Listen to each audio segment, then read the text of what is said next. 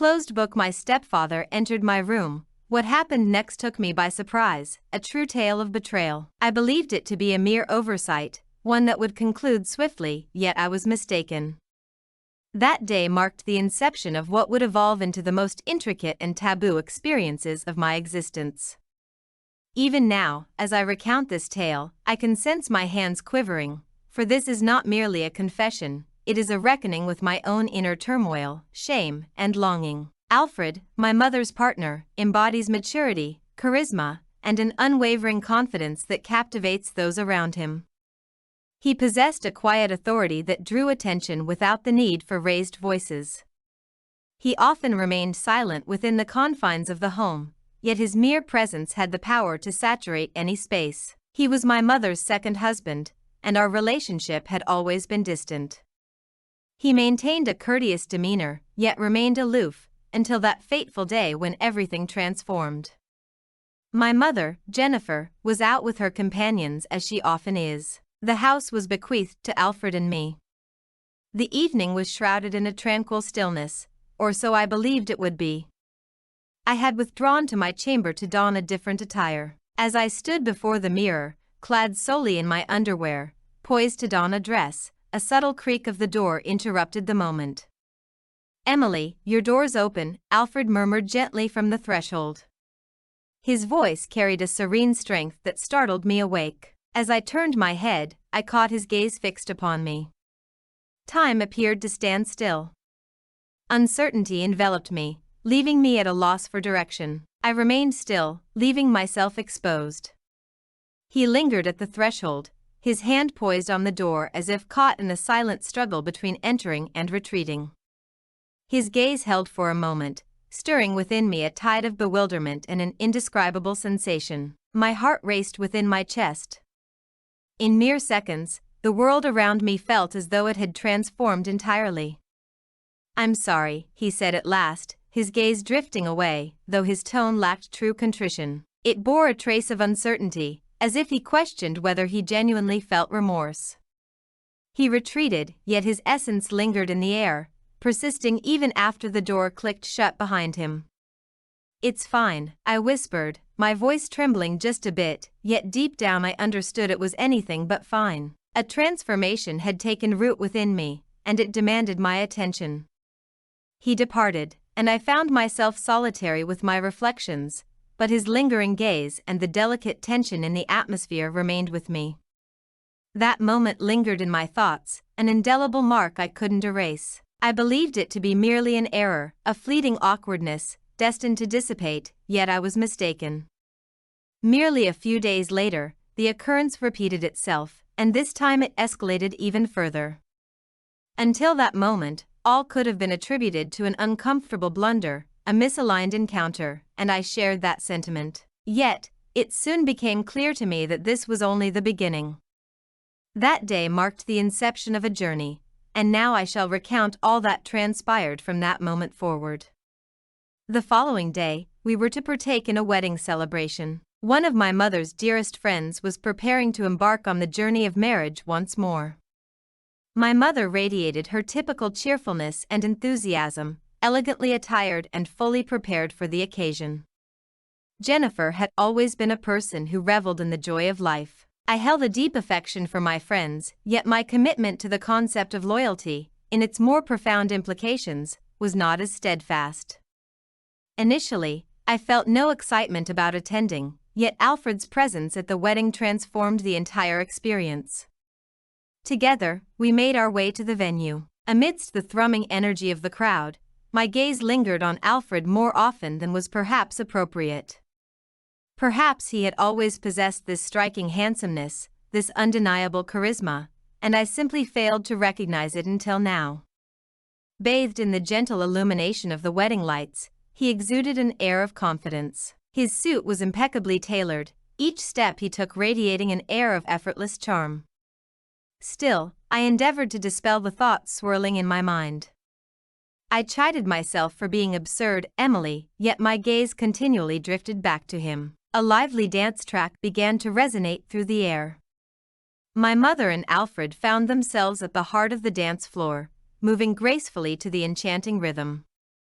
Jennifer wore her familiar carefree smile, but in the midst of her dance, she abruptly turned to me and flashed a grin. Alfred extended his hand to Emily, inviting her to dance, and she accepted. I must make my way to my friend's place for a little while. A sudden surge of energy coursed through me, and my heart began to pound with urgency. Alfred paused briefly, a smile breaking across his face as he reached out his hand toward me. His eyes conveyed an air of calm assurance, exuding confidence. "Come on, Emily," he said, his voice carrying a playful lilt. "I would appreciate it if you could show me some techniques. Jennifer has already humiliated me on the dance floor." His laid-back charm made it impossible for me to say no. I extended my hand with uncertainty, my voice quavering as I responded, "Certainly." As we approached the dance floor, the weight of the crowd's gaze sent a shiver of nerves through me. As his hand settled on my waist, a rush of exhilaration surged through me, causing my breath to quicken. The scent of his cologne lingered in the air, and the warmth of his touch felt undeniably tangible. A twist in the tale is imminent.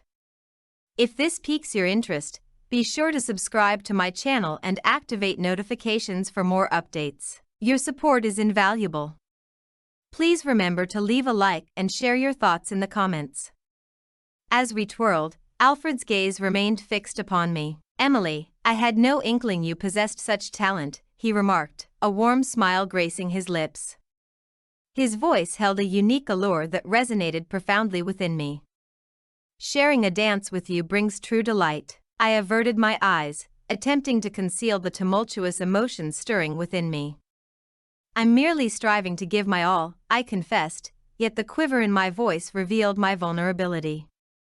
Alfred's smile deepened with warmth. "Don't sell yourself short," he said, his hand pressing more firmly against my waist, a palpable reminder of his intent. "This transcends mere dancing. We are engaging in a profound exchange. Do you not sense it?" In that instant, I understood that our bond transcended the mere act of dancing. My body swayed in harmony with the rhythm, yet my heart and mind were caught in a whirlwind of chaos. The throng enveloped us, my mother by my side, while the cacophony and all else dissolved into the background. Only Alfred remained, along with the hands that kept me anchored. The tumult of emotions within me surged, a blend of confusion and longing that felt all-consuming. As the dance unfolded, Alfred's voice emerged, soft yet resonant, cutting through the tumult of my swirling thoughts. "I wish to express my apologies for what transpired the other day," he remarked. "I intended to offer you a gentle reminder, but..." "Attention. Ingen felt that it might be somewhat disrespectful to encroach upon your space." A gentle warmth enveloped me, and I sensed the heat rising in my cheeks. My gaze fell, yet I yearned to alleviate the strain in the air. "It's okay," I said hastily, my voice trembling just a bit. "Honestly, it's not a significant matter. Such occurrences are not uncommon." Alfred hesitated briefly, yet his movements remained fluid, his gaze unwaveringly locked onto mine. Yet, he pressed on, his tone growing gentler. "I want to assure you that causing you discomfort was never my intention. I merely sought to capture your attention." My heart raced with urgency. I assured him, insisting that I felt perfectly at ease. Simultaneously, I grappled with the peculiar exhilaration that was starting to swell within me. "Truly, it is perfectly acceptable." The atmosphere around us grew dense for an instant as we swayed together in rhythm. His hand rested gently on my waist, and the sincerity in his gaze ignited a profound response within me. Yet, the fervor was fleeting, as the melodies gradually faded into silence. Our dance came to an end. "Thank you," Alfred remarked, a soft smile gracing his lips. "Your grace as a dance partner is truly remarkable." I merely nodded, my heart continuing to race. "Thank you as well," I murmured gently. Swiftly, I made my way back to my table and took a seat. Alfred paused for a heartbeat, his gaze lingering on me, before he finally shifted to another table. Yet, in that fleeting instant, the unspoken exchanges revealed that whatever this connection held was far from finished. If anything, it had merely taken its first breath. Prepare the stage. As Jennifer re-entered the wedding hall, she came toward us, her face illuminated by a radiant smile. "What a lovely dance," she remarked, offering her congratulations to us. "You both appeared absolutely stunning out there." Her compliment left me feeling even more flustered, yet I attempted to brush it off with nonchalance. "It was enjoyable," I remarked with a subtle smile. Alfred offered a courteous nod, a faint smile flickering at the corners of his mouth. Jennifer carried on with her words, her hands coming together in enthusiastic applause. "Can you believe it? Following the wedding, the girls and I will be celebrating with a bachelorette party, exclusively for us ladies. Alfred, you'll be taking Emily home, won't you?" Alfred offered a gentle smile. "Certainly, that's not an issue at all," he responded with a nonchalant air. In that instant, it struck me just how unjust Jennifer's treatment of Alfred truly was. On a night meant for companionship, she chose to walk away, leaving him in solitude. A twinge of unease lodged itself in my chest, yet I suppressed it resolutely. Jennifer appeared utterly indifferent, as her enjoyment with friends clearly took precedence. As the final notes of the wedding ceremony faded into the evening air, Alfred and I strolled toward the car, side by side. Jennifer had departed with her friends to seek new adventures elsewhere. As we settled into the car, Alfred turned the key, and the engine purred to life with a soft hum.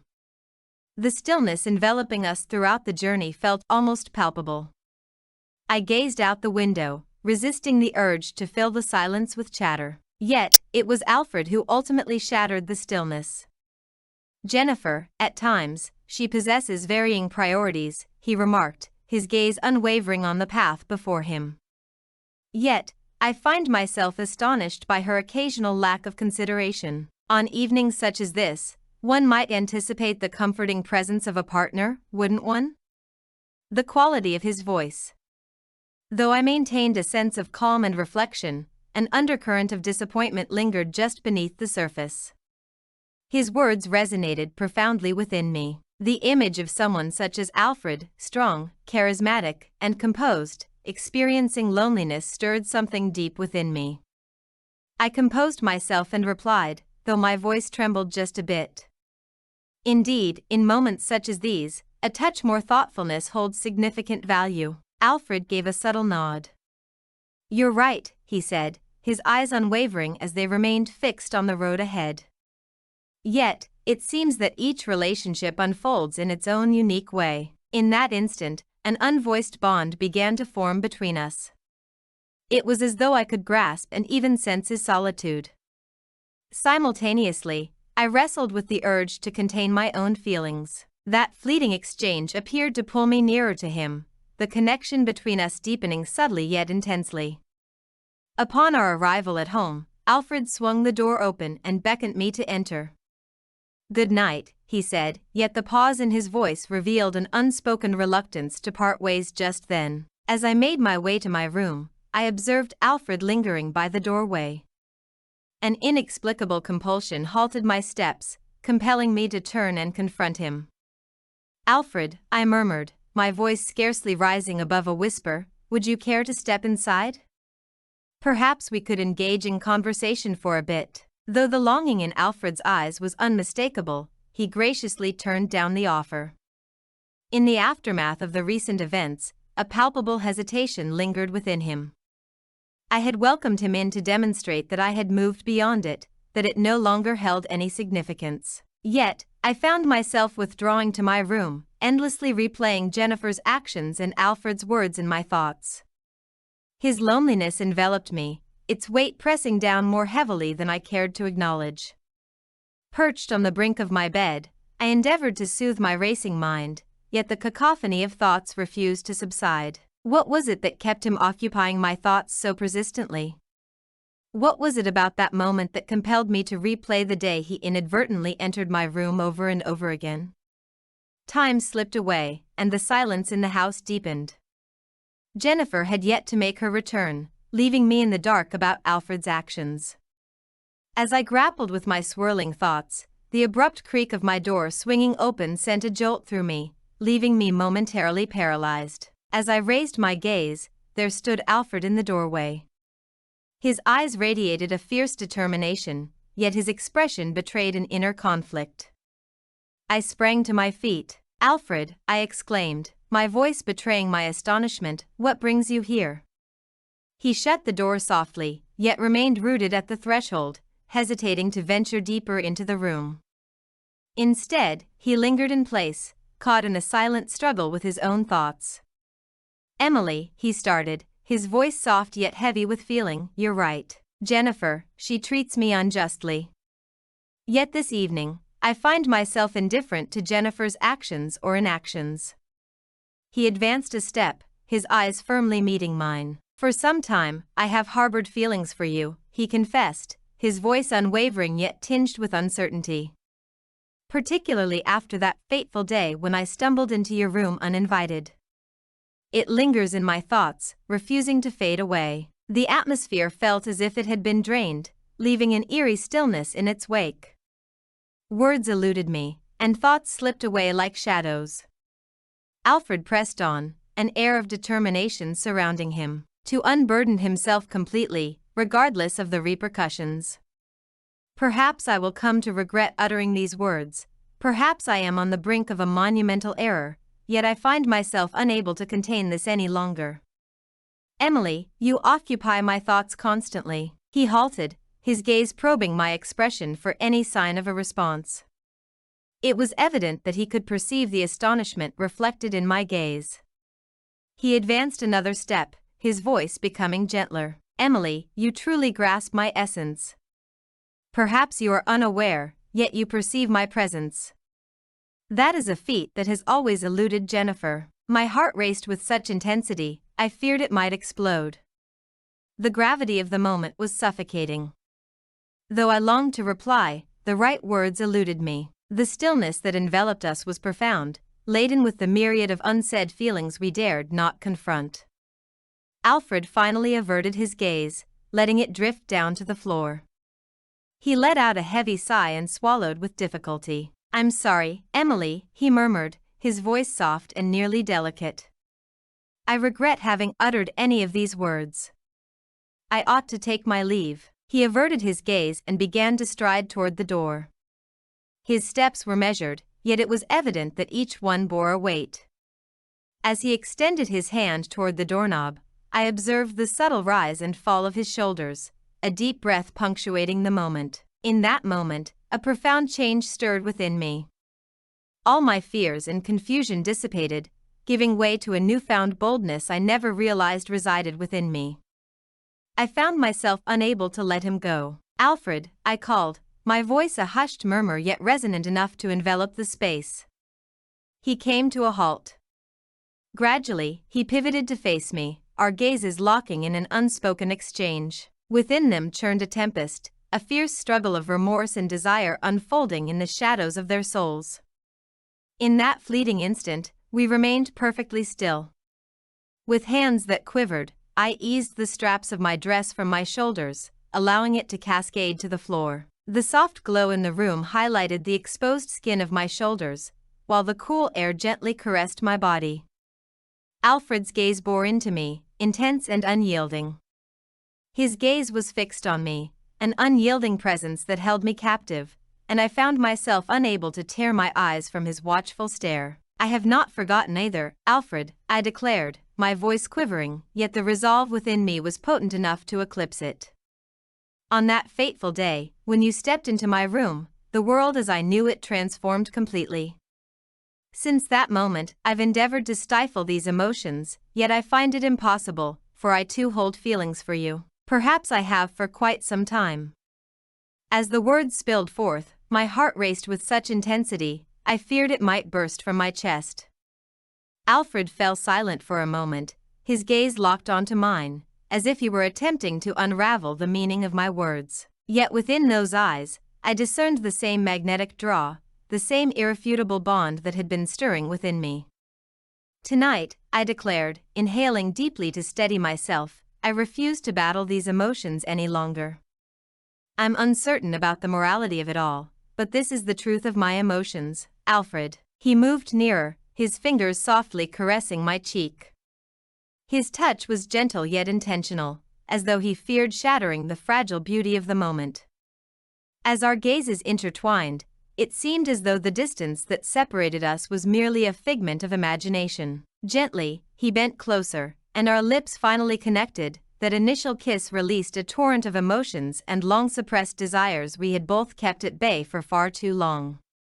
Alfred's touch deepened, his kisses igniting with an intensity that surged with every fleeting moment.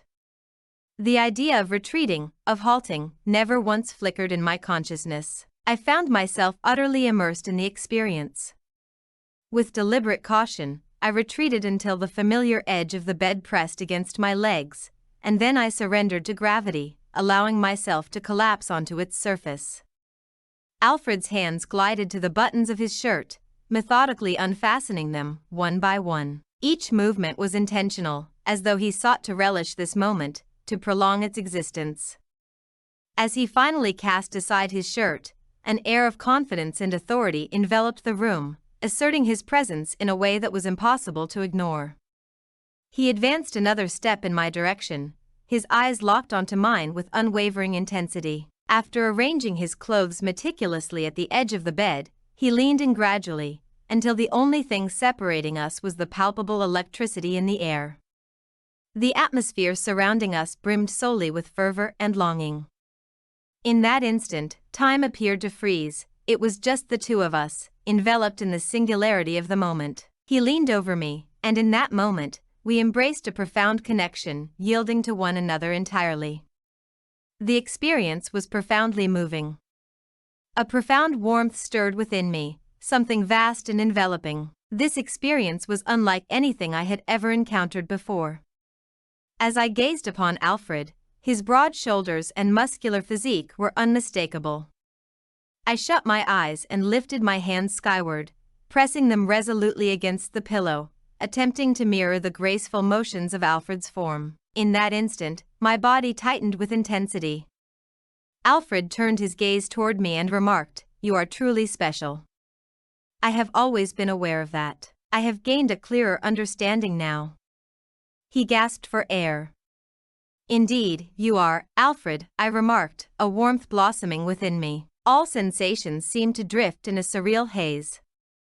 Once Alfred settled beside me, I nestled my head against his chest. As I reclined against his solid chest, the steady cadence of his heartbeat resonated in my ears. The weight of this moment enveloped me, offering a strange blend of tranquility and deep unrest within my soul. My fingers softly glided over his chest, each movement a delicate dance as I summoned the courage to shatter the stillness that enveloped us. "You entered my room with purpose this time, Alfred," I remarked, my voice a hushed whisper, laden with significance. I raised my head to meet his eyes, my words compelling him to face the truth, while simultaneously exposing the inner chaos I was experiencing. Alfred offered a subtle smile, yet the profound contemplation carved into his features remained unmistakable. "No, Emily," he replied. "This was no mere accident. I felt compelled to express my emotions, regardless of the challenges it may bring." I averted my eyes to his chest, my fingers gradually easing their motions. Drawing in a deep breath, I began to speak once more. "You're an exceptionally unique and remarkably handsome man, Alfred," I murmured gently. "What unfolds beyond this point? How shall we proceed, my mother and the others?" Alfred inclined his head ever so slightly, drawing me nearer as his fingers wove gently through my hair. His voice carried a serene quality, yet it was brimming with deep emotion. "I'm uncertain, Emily. In this very moment, the only certainty I possess is the palpable reality that surrounds me. Your proximity to me is undeniable." His words stirred the tempest within me, yet paradoxically, his candor brought a sense of calm. I shut my eyes, immersing myself in the comforting warmth of his presence, even as the shadows of uncertainty regarding the future hovered above us. In that instant, our only option was to connect through our emotions. If you've journeyed with me to this point, it's clear that my narrative has resonated with you profoundly. There is an abundance of insights waiting to be unveiled, and you certainly won't want to overlook a single moment of it. Make sure to click the follow button, activate notifications, and remember to share your thoughts on this story in the comments. I eagerly anticipate your reflections.